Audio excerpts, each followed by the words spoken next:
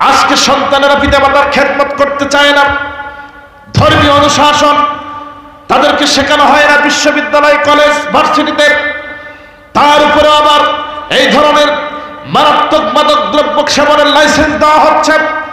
এইভাবে করে যদি যুব সমাজকে ধ্বংস করার পায়তারা করা হয় আর আল্লাহর বিরুদ্ধে এরকম আইন পাশ করা হয়, তার মুসলিম জনতা সহ্য করবে না। যেই হোক না কেন তার বিরুদ্ধে প্রতিবাদ করবে। কথা বলে ঠিক কিনা? আল্লাহর বিরুদ্ধে যারা আইন পাশ করে এই ধরনের বাতিল শক্তির বিরুদ্ধে মোকাবেলা করার জন্য যে সরকার হাত উঁচু করে দেখা যায়।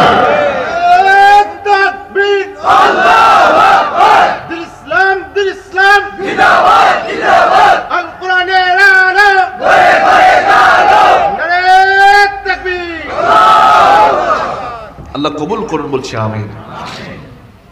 আল্লাহ রাব্বুল আলামিন এত মহব্বত, এত ভালোবাসা সন্তানের প্রতি পিতামাতার মধ্যে দিয়ে দিয়েছেন, এত বড় একটা দায়িত্ব দিয়েছেন, যার কারণে আল্লাহ রাব্বুল আলামিন বলে দিচ্ছেন ওয়া কাযা রাব্বুকা আল্লা তা'বুদু ইল্লা ইয়্যাহু ওয়া বিল ওয়ালিদাইনি ইহসানা। জোরে বলি আল্লাহু আকবার।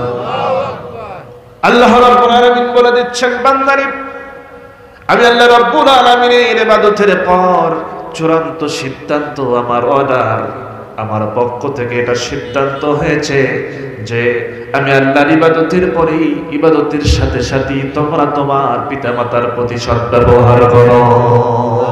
সুবহানাল্লাহ। পিতামাতার ব্যাপারে সদ্ব্যবহার করো।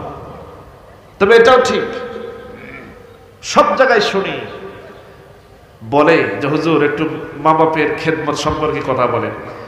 আবার শুনি অনেকে বলে যে স্বামীর খেদমত নিয়ে কথা বলেন, কিন্তু কোথাও একটু বলতে চায় না যে সন্তানের প্রতি কি দায়িত্ব পিতামাতার, এইটা নিয়ে কথা বলে। এরপরে স্ত্রীর খেদমত নিয়ে একটু কথা বলে, এই কথা কিন্তু শোনা যায় না, ঠিক কিনা?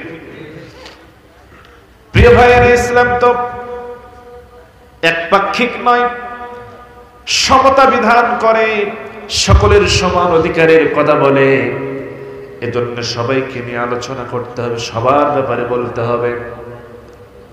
আমার ভাইয়েরা, আজকে আমরা যে দেখতে পাচ্ছি সমাজে, আমরা যে খবরগুলো দেখতে পাই, আমরা খবর শুনে আশ্চর্য হয়ে যাই। দেখতে পাই যে সন্তানের হাতে পিতা খুন হয়েছে, দেখা যায় কিনা বলেন?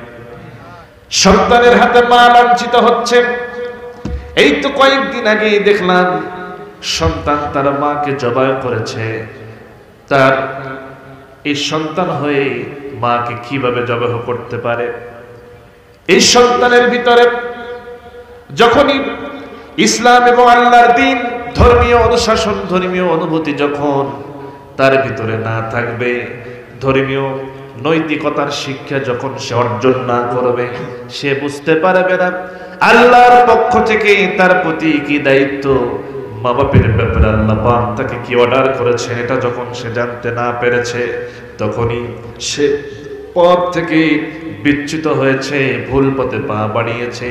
এজন্য সেই এইরকম অজ্ঞতার কারণে, জাহালাতের কারণে, ধর্মীয় জ্ঞান না থাকার কারণে সে অন্যায়ভাবে শয়তানের ওয়াসওয়াসায় তার মাকে খুন করতে সে সক্ষম হয়েছে, ঠিক কিনা বলেন? শয়তানের প্ররোচনায় পড়েছে সে। আমার ভাইরা, আজকে বলা হয় শিক্ষায় জাতির মেরুদণ্ড। আমি বলি না, সুশিক্ষাই জাতির মেরুদণ্ড। শুধু শিক্ষা অর্জন করলে হবে না, তার ভিতরে যদি ধর্মীয় শিক্ষা না থাকে, যদি তার ভিতরে নৈতিকতার শিক্ষা যদি না ঢোকে, তাহলে সেই শিক্ষার কোনো দাম নাই। আজকে সমাজে যুবক ছেলেরা নেশার দিকে আকৃষ্ট হচ্ছে। আজকে যুবক ছেলেরা মুরব্বীদের দেখলে সালাম দিতে চায় না, সম্মান করতে চায় না। এটার গোড়াতে কোন সমস্যা, এটাকে সমাধান করা দরকার। যুবকদের দোষ দিলে হবে না তো। রাষ্ট্র তাদের বিরুদ্ধে অবস্থান নিয়েছে বলা চলে। চরিত্র ধ্বংস কিভাবে করা যায় এই ব্যাপারে রাষ্ট্রীয় ভূমিকা ব্যাপকভাবে আমরা দেখতে পাচ্ছি। আজকে বলা হচ্ছে মদের লাইসেন্স দেওয়া হচ্ছে আজকে রাষ্ট্রীয়ভাবে। সম্মানিত হাজিরিন, কে কোন দল করেন আমার দেখার কোন সময় নেই, এটা ভাবার সময় নেই আমার। আল্লাহর বিরুদ্ধে যে আইন পাশ করবে, সে যেই হোক, সে যদি আমার বাবাও হয়, তার বিরুদ্ধে কথা বলতে হবে। কথা বলেন ঠিক কিনা? প্রিয় ভাইরা, গোড়াতে ঠিক করতে হবে আমাদের। বলা হচ্ছে তারা বিভিন্ন কায়দা কৌশল হাতে নিয়েছে। বলছে যে 21 বছরের আগে কেউ মদ পান করতে পারবে না। তার মানে কি? মানে 21 বছরের পর থেকে যে কেউ মদ পান করতে পারবে, তবে তাকে একটা ছোট্ট কাজ করতে হবে, সেটা হচ্ছে সরকারিভাবে লাইসেন্স করে নিতে হবে। নাউযুবিল্লাহ।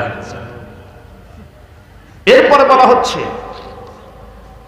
কোন এলাকায় যদি মোটামুটি 100 জনের মতো মদ পানকারী পাওয়া যায়, তাহলে সেখানে ওপেনে মদের দোকানে ব্যবসা করতে পারবে। নাউযুবিল্লাহ। এটা কিন্তু এই দেশে আইন করা হচ্ছে, হয়েছে অলরেডি। আপনি কোথায় আছেন? অথচ এই মদকে হারাম করেছেন কে? আল্লাহ পাক যেটা হারাম করেছেন কিয়ামত পর্যন্ত সেটা হারাম থাকবে। আজকে সন্তানেরা পিতামাতার খেদমত করতে চায় না, ধর্মীয় অনুশাসন তাদেরকে শেখানো হয় না বিশ্ববিদ্যালয়, কলেজ, ভার্সিটিতে। তার উপরে আবার এই ধরনের মারাত্মক মাদক দ্রব্য সেবনের লাইসেন্স দেওয়া হচ্ছে। এইভাবে করে যদি যুব সমাজকে ধ্বংস করার পায়তারা করা হয় আর আল্লাহর বিরুদ্ধে এরকম আইন পাশ করা হয়, তার মুসলিম জনতা সহ্য করবে না। যেই হোক না কেন তার বিরুদ্ধে প্রতিবাদ করবে। কথা বলে ঠিক কিনা? আল্লাহর বিরুদ্ধে যারা আইন পাশ করে, এই ধরনের বাতিল শক্তির বিরুদ্ধে মোকাবেলা করার জন্য রাজি আছেন কারা? হাত উঁচু করে দেখা যায়।